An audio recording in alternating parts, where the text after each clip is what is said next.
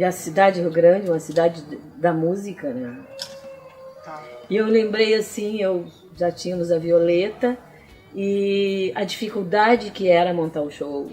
Eu lembro assim até de ir com o Miguel na Polícia Federal, porque no final dos anos 70 ainda precisava passar pela censura, Violeta de 79, tu imagina só, para a liberação do repertório.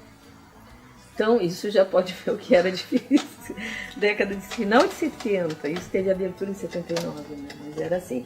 Mas eu lembro que para ocupar um teatro, ocupar um espaço, tinha um teatro de bolso ali na Silva Paz, um lugar estranho, assim, todo cheio de azulejo, mas todo o espaço era um espaço assim que os artistas abocanhavam, assim, sabe, porque pela necessidade de espaços para mostrar o trabalho. E nós fazíamos tudo, cartaz, cenário, eu pintando cenário lá com o material mais simples possível. E recurso era zero, não existia fomento nenhum. Então se conseguia um palco, por exemplo, tá? Lá na prefeitura conseguia um palco. Então era, entendeu? Era, conseguimos um palco. Eu lembro de uma outra lembrança que me ocorre agora, é quando nós formamos um grupo grande para retomar a Casa de Cultura do Cassino, que era um espaço cultural que foi pensado por uma francesa, e ela ocupava, era um antigo chalé que foi demolido, que agora é onde é o edifício Vila Siqueira, tu sabe onde é? Então, ali era o último casarão, claro, não foi o último derrubado, né? Mas foi um dos maravilhosos, assim, que tinham várias salas e eu cheguei a frequentar ainda como Casa de Cultura do Cassino.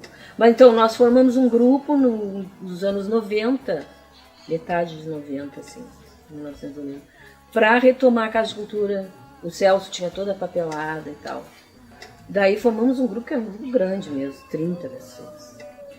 E a ideia era né, ocupar o espaço ali dessa antiga estação férrea, que atualmente é a nossa sede de Ponte Cultura. Depois o grupo diminuiu, nós chegamos a fazer uma ação cultural ali na volta, para chamar atenção sobre aquele espaço que estava simplesmente fechado. O prédio ali era ocupado no térreo, não dava para subir, porque estava em tão péssimas condições que não tinha como subir. Estava todo o piso, né? Entre o piso do segundo, o chão do segundo piso era uma renda, e mesmo assim a prefeitura utilizava, não lembro nem a época quem era o prefeito, mas utilizava como informações turísticas. E ali também era ocupado pela Associação Comercial do Cassino e o Correio, que era uma franquia. Então aquele espaço era um espaço que nós queríamos, esse grupo grande. Aí esse grupo acabou, nós fizemos, só para lembrar, a Ana Maia, a professora, fazia parte do grupo, o José Flores também. Então nós formamos esse coletivo, trouxemos o grupo Oi Nós aqui outra vez, fez uma intervenção no centro, fez uma intervenção no Cassino, teve show de música, cinema na rua com 16mm. Então quando acabou assim, a exibição das películas, o pessoal aplaudiu, porque não acontecia nada, simplesmente. Claro, acontecia, não vou dizer que culturalmente a cidade, sempre os artistas se mexeram muito, né? Com toda essa dificuldade que eu te falei. A produção, assim, hoje, com a possibilidade de gravar em casa a sua música, seu manifesto qualquer, então facilitou. Mas era tudo muito difícil, imagina, gravar um disco, né? Então, o que aconteceu? Só para trazer um pouco da história. Era difícil mesmo, era difícil. Daí quando nós... Não, segundo momento, vou lembrar do segundo momento, que era o Teatro do Sol. Tá? O Teatro do Sol, para trazer trazer esse fio de memória assim para ligar ao Arte Estação. A Fabiane Pianovski, que atualmente está dando aula em Pernambuco, comigo, mais o Miguel, nós fazíamos algumas ações ali junto ao Teatro do Sol, que era coordenado pelo Lore e pelo Mauricinho. Então, mas a nossa ideia, eles queriam, a ideia era que não formasse, não tivesse CNPJ, não formasse uma associação, né, nada. Que fosse assim, a pessoa ia lá, eu quero usar o espaço, toma a chave, né, te vira. Só que nós queríamos inclusive para captar recurso, né? Porque atualmente pode, mudou a história o Ponto de Cultura se autodeclara, né, atualmente. Mas quando nós assumimos como Ponto de Cultura, não, era exigido o CNPJ. Então era esse momento, eu vou te dizer só um pouquinho. Tem um bichinho que mora aí nessa cadeira. Não, e é um camotinho. Tá, ele foi embora. Gravou, desculpa, ele foi embora. Não, na edição a gente recorta ali. Não, ele é desse tamanho. Então, nós partimos do Teatro do Sol, eu, Miguel e a Fábio, para pensar uma ocupação do Arte Estação. Foi assim que se deu a coisa. Né? Foi um pequeno projeto para usar o térreo. Aí nós levamos esse projeto até o Lawson, e o Lawson deu ok, que a gente continuasse, e daí nós resolvemos fazer uma associação mesmo, formal, né? Com CNPJ, Só que o programa Cultura Viva não existia, mas era uma possibilidade, porque aqui é a nossa primeira revista. Os nossos objetivos, eles... Deixa eu ver aqui. Nossos objetivos. Desenvolver através do acesso à arte e à cultura as potencialidades, percepção, reflexão, sensibilidade, imaginação, intuição. E o último, vou pular para o último. Firmar convênios, ajustes de acordo visando a consecução de seus objetivos. São 7 objetivos. Que eles estão super atuais. Eles é que foram a nossa espinha dorsal, assim, de tocar as ações do Arte Estação. Daí nós formamos um grupo de 7 pessoas. Estava a Cíntia Campos. Não sei se o Miguel já falou sobre isso ou não. Não. Tá, então eu falo mais do Arte Estação. A Cíntia Campos. Nós éramos 3 casais e mais a Yara. Era a Cíntia, o ex-companheiro dela, o Luciano, eu, o Miguel, a Fábio Rude e a Yara Dolores. Né? Então nós fizemos esse projeto de ocupação do espaço do Arte Estação. Primeiro nós ocupamos a parte de baixo, depois ocupamos o prédio inteiro. Foi assim aos poucos. Aí a informações turísticas ainda aparecia por lá, até que um dia eles chegaram lá. Mas está tudo ocupado, não tinha mais espaço para... Na realidade nós demos um peitaço, porque era um espaço ocupado pela prefeitura e que nós, com o aval do Lawson, que permitiu que nós ficássemos... É que nós entramos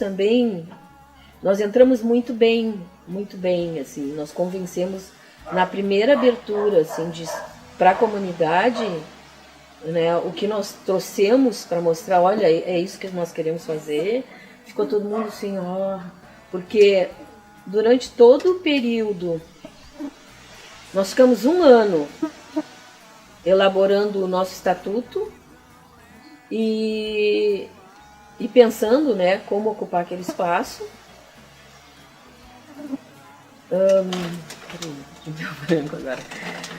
E nesse ano, quando nós chegamos para abrir a porta daquele espaço ali do prédio do Arte Estação, nós trouxemos assim várias linguagens, né, do audiovisual desde o início, porque cada vez que chovia, eu avisava para o Miguel, e o Miguel trazia uma câmera isso aí em 2003. O Miguel filmava e com o resultado de todas essas filmagens com uma câmera digital da época, que eram raríssimas, né? Quem é que tinha? O resultado do vídeo, do que era de estação a centro cultural, assim, ó, mostrou como é que o espaço estava detonado, caidaço, e o que ficou, né?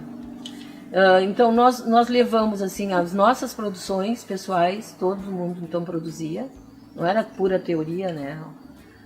E a minha parte foi a parte de pesquisa sobre o Balneário Cassino, que eu tinha recém concluído um pós-graduação em Memória e Patrimônio, e tinha esse trabalho todo de memória do balneário, que as pessoas se encantam, né? Se encantam. Então, quando nós ingressamos em abril de 2004, nós não paramos mais.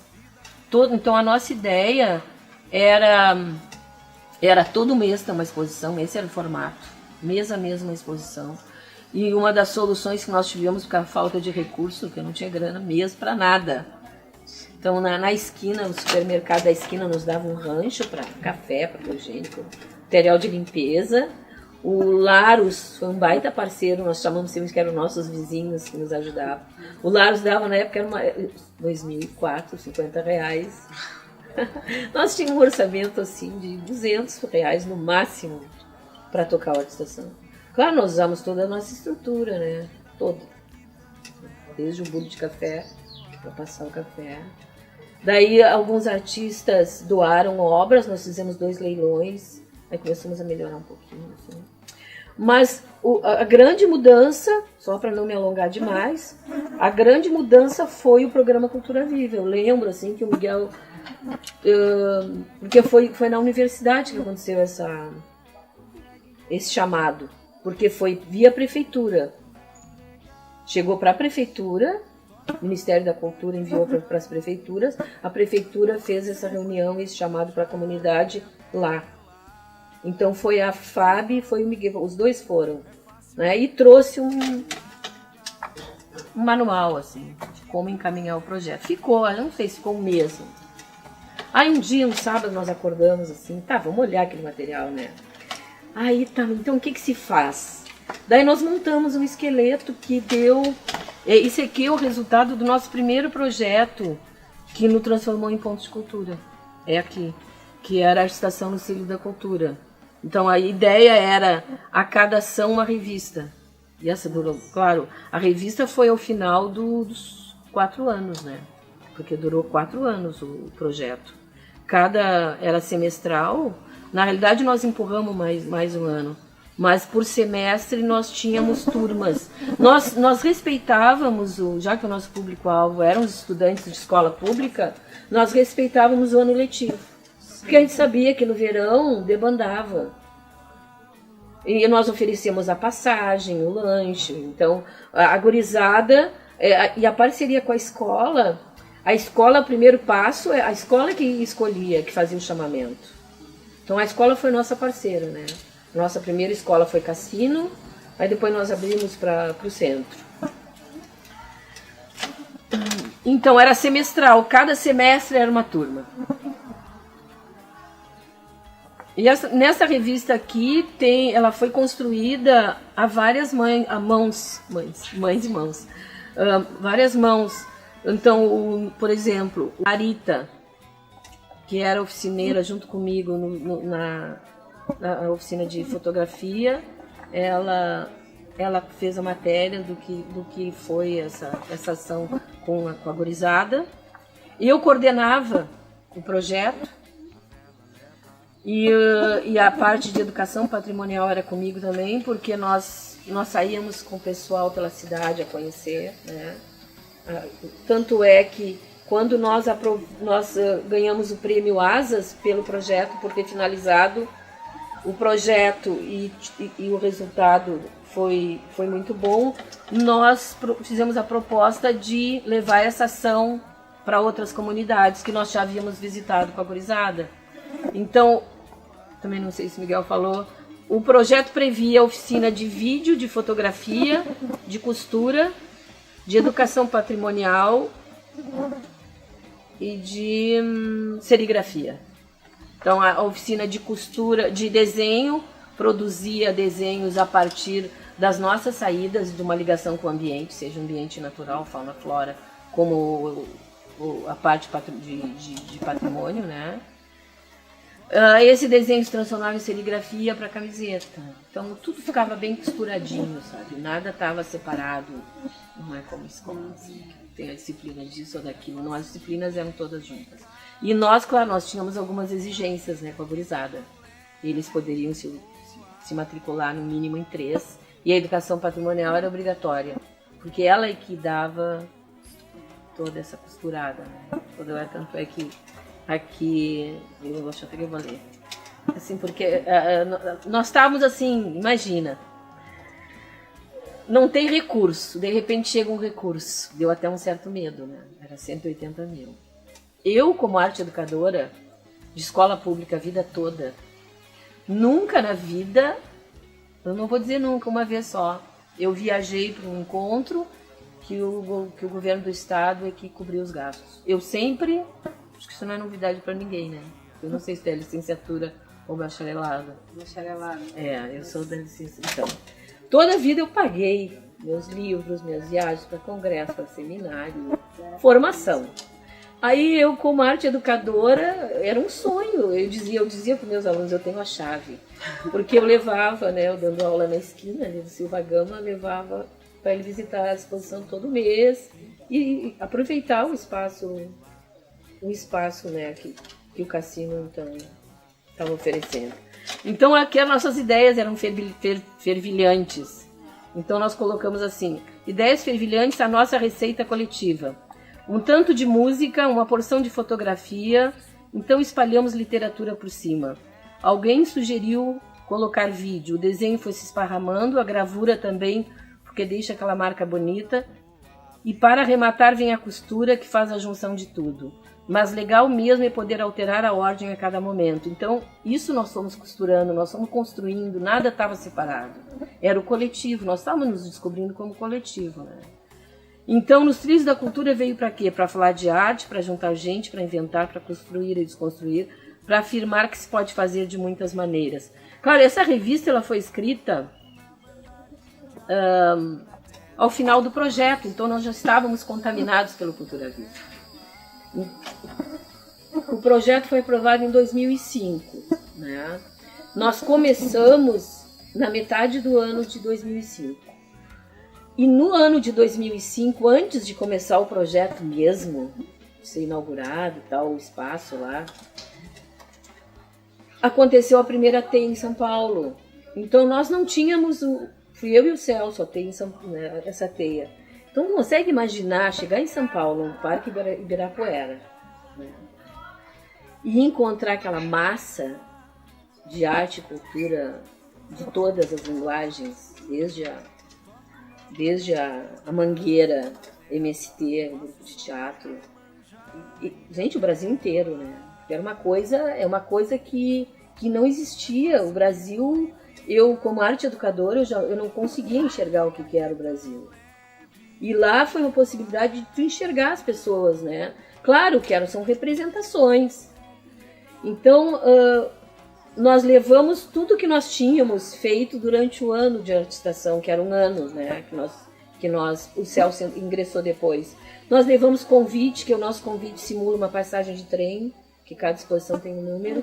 Nós levamos uns fanzines, porque a programação era lançada mês a mês. Nós imprimíamos um fanzine, né, para poder divulgar.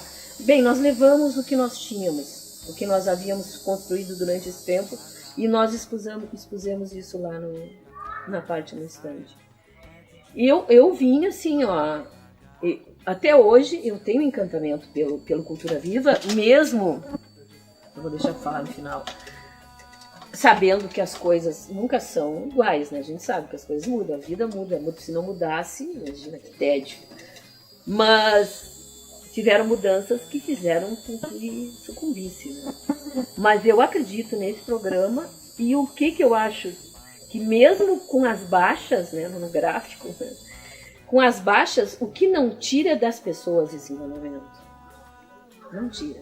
Porque no momento que envolve, né, porque não é assim, ó, mudou o governo, ainda mais agora transformado em lei. Mas mesmo antes de ser transformado em lei, o que amarrar, as pessoas ficaram amarradas. né? Então, nos encontros das teias, que objetiva isso, os diálogos, né? A gente fica ligado a alguém lá do Pará, do Amazonas, do Rio de Janeiro, do Brasil inteiro. Então, tu pode chegar num lugar que tem ponto de cultura e ir até lá, que tu te enxerga, entendeu? É um espelho. Então, tu vai ser bem recebida. Né? E as pessoas vão te ver como um parceiro nessa rede, nessa teia, né? Nessa teia. Então, por isso que a grande sacada com o governo Lula, com o programa Cultura Viva, é que não tem volta. Não tem volta mesmo. Ainda mais com a gurizada agitando como está agora, né? Eu acho que a juventude está 2000. Eu andei até meio achando, meio desiludida, mas quando eu vi tudo isso agora surgindo, eu digo, meu Deus, tá aí a solução, né? Tomando escola. Porque não tem outro jeito, não tem mesmo. Então, com o programa Cultura Viva, como eu já falei, a mudança foi imensa, né? Porque todas as ações, todos os editais que foram sendo oferecidos, tem aqui no final. Aqui tem as nossas premiações. Então, o primeiro, antes de nos tornar ponto de cultura, nós ganhamos um prêmio que foi Memória da Arquitetura, com menos de um ano de ação, né? Mas dentro do programa Cultura Viva nós ganhamos o prêmio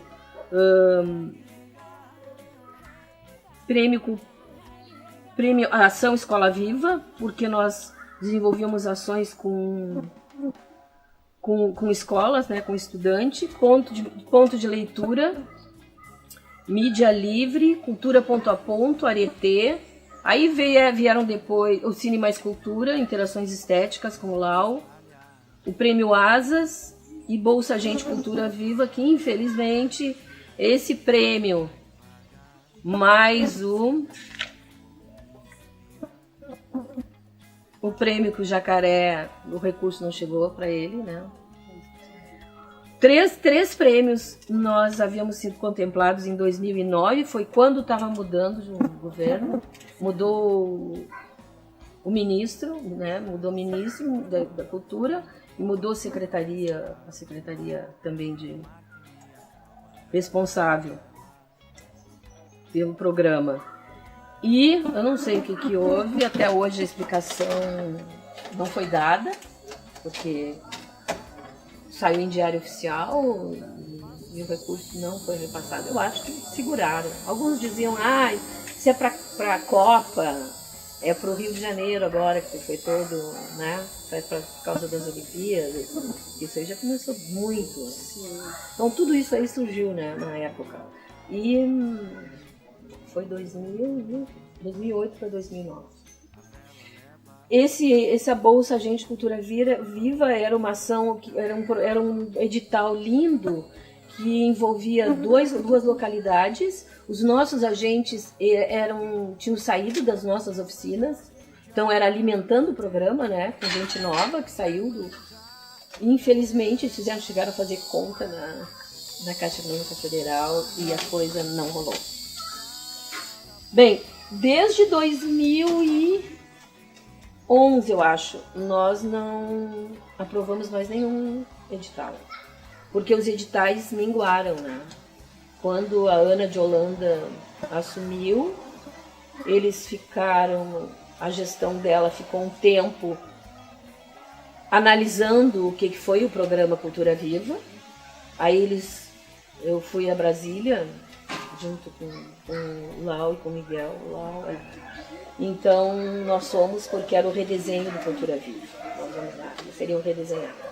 Foi um quebra-pau danado com quem já estava há muito tempo, né, os nossos representantes em nível nacional. E a visão dos pesquisadores tentando nos dizer o que foi o programa, né? Que era a época do encantamento. O redesenho foi uma estagnação. É uma palavra pesada, né? Mas tu pode ver aqui, de 2004 de 2005, vamos dizer assim. Primeiro o nosso foi nos tornar ponto de cultura. De 2005 a 2011, 2009, 2010. Aqui eu tenho 2009, porque essa revista é de 2010. Mas nós aprovamos Laboratório Cultura Viva, eu acho que foi em 2010. Nós aprovamos em torno de 10 editais. Tu sabe o que é isso? Nós ficamos eufóricos. Porque te dá assim, ó, a gente se empodera, né? Porque é uma palavra que o Célio Turino trazia também, que era empoderamento. Então, eu participei com o nosso... Um dos primeiros prêmios que nós ganhamos por atuar com o estudante, eu participei de 2 formações, uma em Porto Alegre e outra no Rio. Porque os prêmios não é só ganho o prêmio, tá grana, tá, façam o que vocês... Não, tem um encontro de todos os coletivos, os pontos que foram contemplados. E ali tem as trocas. Então, as pessoas se enxergam, entendeu? É uma outra coisa. E depois disso, nós não aprovamos mais nada. Nada, porque não houve... Então, ficaram em torno de 2 anos, eu acho, fazendo a pesquisa. Nós recebemos visita, né, do IPEA. Então, segundo os pesquisadores, o resultado veio da fala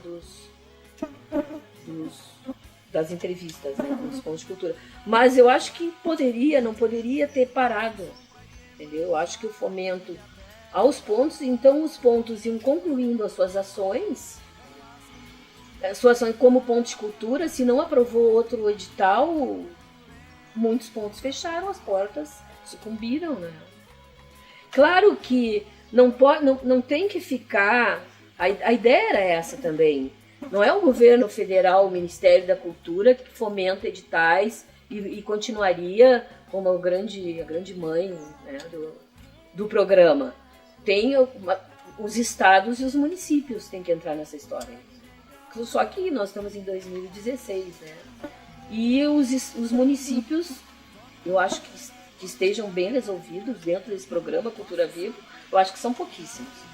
O estado do Rio Grande do Sul, o Paraná e São Paulo foram os últimos estados a assinar o programa.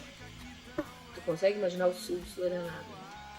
Bahia ficou assim, ó, montes de ponto de cultura, o Rio de Janeiro também, e nós aqui minguado. Aí quando o Olívio ganhou, a coisa foi mudando, né? Porque tinha uma ligação, um diálogo muito melhor, muito mais aberto com o... Então, se tu me pergunta sobre o redesenho, agora com a mudança de... Aí nós tivemos a Marta Suplicy, que também travou. Eu acho que ela veio ali com as ações que ela acreditava do que fosse cultura. Eu acho que... Claro que durante a Lei Cultura Viva, ela foi sendo escrita, desenhada, né? Passando por todos esses ministérios. Mas agora temos o Juca de novo, que tinha substituído o Gilberto Gil, que tem uma ligação, que sabia o que era o programa Cultura Viva. Porque a Ana de Holanda e a Marta, então, foi um caos, eu acho. Porque o que ela deu? Ela veio com aquelas ações para atuação no CELS, que foi um programa dela lá de São Paulo. Né? Então, ela veio com as coisas dela, até foi uma crítica muito forte em relação a patrocinar desfile de moda ou ações na área de moda. Nada contra a moda, porque eu acho que nós somos a roupa que nós vestimos também. Né? Nós mostramos a nossa identidade. Mas foi um erro, tanto é que ela foi embora. Eu acho que nós estamos vivendo um momento agora diferente, né? Mas como é a tal de crise, falam da crise, não tem crise, tem crise, não tem crise. Os pontos de cultura estão... um programa chegando na universidade, na FURG, e eu acho que foi a primeira universidade que fez isso. Né? Foi um exemplo para todas as outras. Né? Então a cidade de Rio Grande ganhou com isso. Tivemos 16 pontos de cultura. Aqui nós temos em Rio Grande 1, toda a metade sul, né? Esses 16 pontos. E realmente foi um ganho imenso. Foi. Aí foi uma parceria Minc-Mec, que eu acho que os ministérios têm que estar junto mesmo. Problemas que aconteceram no programa Cultura Viva lá atrás, antes da lei, eram ações de dois ministérios, tipo o Ministério do Trabalho, que pagaria a bolsa dos agentes, e ó, o dinheiro chegou e depois deixou de chegar, atrasou e depois não chegou nunca mais. Aí os agentes precisavam de recurso, né? Porque eram jovens de vulnerabilidade social e tal. Não tinha como eles frequentarem sem aquela ajuda. Então é importante tanto em nível de Estado, né? Os ministérios estarem juntos, MEC, MINC, etc. Turismo, o que for. Saúde, né? Tem pontos relacionados a isso também. Eu acho em nível estadual e em nível municipal as coisas têm que andar assim, se não dialogar junto com a universidade, eu acho que sucumbe. Muita gente desconhecia, mas vocês não divulgam, tipo assim, vocês não divulgam as suas ações do Ponto de Cultura, assim, mas tudo que nós fazíamos, tudo que nós fazemos, nós divulgamos. Nós temos vários blogs, nós temos a divulgação em jornais, né? Até a TV FURG sempre apoiando. E até eu lembro que tinham críticas de vários artistas que em relação mas para ter acesso tem que ter CNPJ. Agora não, os coletivos se autodeclaram ponto de cultura. Foi um avanço no programa Cultura Viva. Eu vejo que a cidade, a mesma ação que tu fazes parte lá na praça, eu fui umas 3 vezes, eu acho que é certíssimo fazer isso. É certíssimo. Eu acho que daí, porque dá visibilidade às pessoas, eu acho que tem que ir pra rua, eu acho que essa necessidade de ir pra rua é fundamental. Claro, eu acho que o programa Cultura Viva se ampliou e deu acesso para que pessoas que não tinham um grupo formal tivessem acesso aos editais. Seja na área de audiovisual, seja na área de teatro, de fazer permanência, né? Como o Lau aprovou Interações Estéticas como artista, né? Que com certeza mudou o mapa da cultura no Brasil, com certeza. E dependendo das dificuldades de acesso que eu vi o Miguel falando, os editais que foram lançados final de 2015, lá por outubro, eu acho, que só nós mandamos o projeto. Lá a sala estava cheia para ouvir as orientações, eram 3 editais. E ninguém escreveu. Então, também a questão da dificuldade de escrever, de saber como escrever. Então, acho que essas são questões que tem que ser resolvidas, que tem que tentar, eu acho, tentar ver uma possibilidade de como, né, chegar a essas pessoas a orientação de como escrever um projeto mesmo.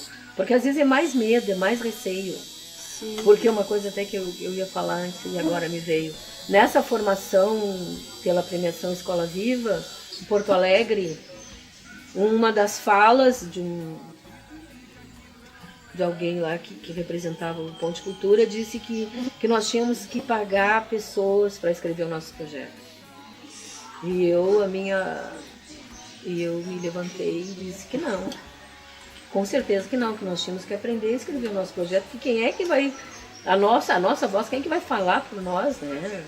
Os nossos anseios, nossas demandas e como a gente quer. Porque cá a palavra, né? A língua é minha pátria. Então, de que jeito eu vou falar? Eu tenho que escolher as minhas palavras, dizer o que eu quero. Não alguém vai ser o porta-voz do Ponto de Cultura ou do coletivo. Será falso, né? Porque alguém que é pago para escrever... Essa pessoa é muito, muito boa, é muito sensível. Porque tem a questão da grana por trás, né? É complicado. Eu acho que para trás nada acontece, se nós parar. Eu acho que as coisas vão mudando, né?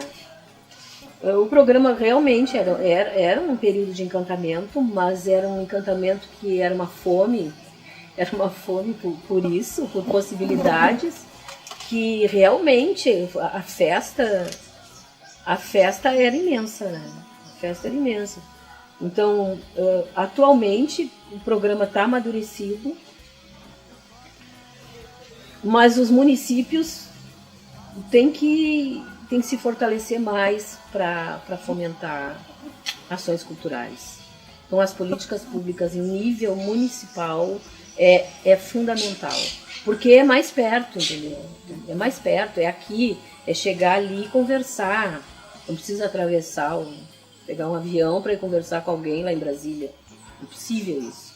Eu acho que tem que ter esse diálogo, tem que continuar esse diálogo, né, com as 3 instâncias, Estado.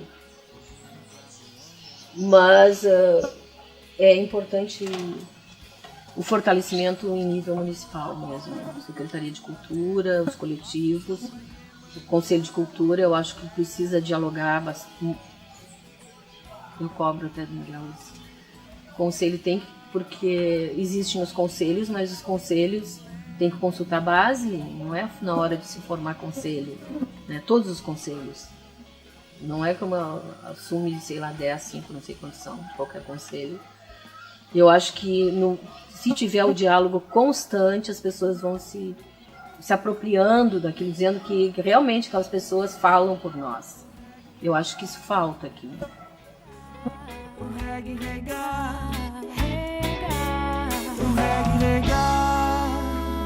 Eu toco na banda de Jaina dela, faço som pra Iemanjá, Ilha Bela. É fácil me purificar, aura boa.